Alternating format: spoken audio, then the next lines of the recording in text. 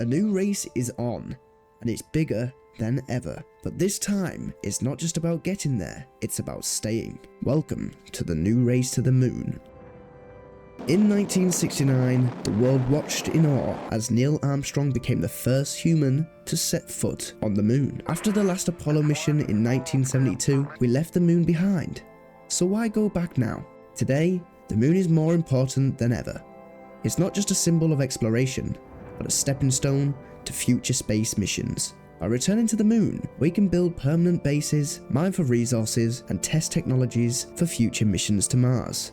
One of the biggest goals, water ice, found in craters at the moon's poles. It could be turned into fuel for rockets and oxygen for future astronauts, making the moon a launch pad for deeper space missions. So who's racing to the moon today? It's not just the US anymore.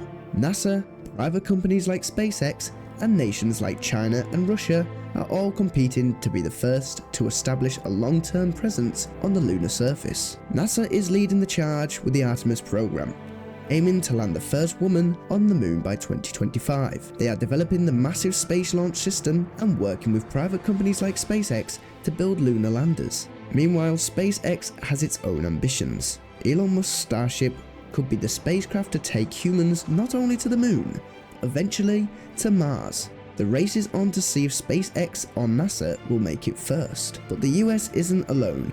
China has its own ambitious plans with its Challenge program, including a manned mission by 2030. And Russia is aiming to return to the moon with robotic landers and eventually crewed missions. But this race to the moon is different from the one in the 1960s, now laying a foundation for the future of space exploration. This time, it's not just about planting flags, it's about building bases, using the moon's resources to create sustainable habitats, and exploring how humans can live off Earth for long periods of time. With new technologies like 3D printing, robotics and AI, will be able to construct habitats directly on the moon, reducing the need to bring everything from Earth.